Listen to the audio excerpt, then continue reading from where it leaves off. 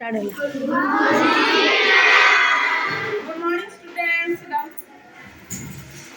देखो आमे गत पीरियड रे चुंबक आविष्कार कथा पढिथिले। मेसोपालक रो ना कोन थिला? मैग्नेट। ता ना अनुसार मैग्नेट बोली हैला। मैग्नेट रो ओडिया नाम कोन? चुंबक।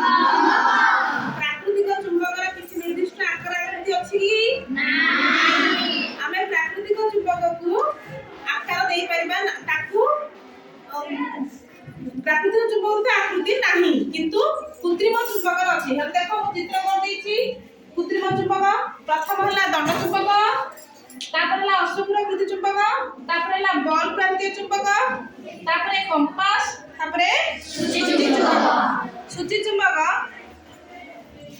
एडा की चुंबक? दंड चुंबक।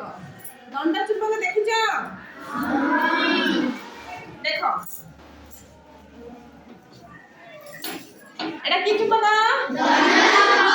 दंड चुंबक। देखिलो समस्ते? तापर आउडा चुंबक अछि देखो। एडा कोन?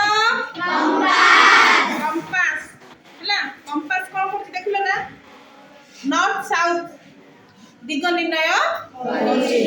समस्त देखा जाउछि? दंड चुंबक देखिलो? आ अशुक्राकृति चुंबक घोड़ार जति पाद यू भलिया यू परि हिछि ना? ए होछि कंपास आ सूची चुंबक मध्य आ दंड चुंबक। समस्त देखा जाउछि?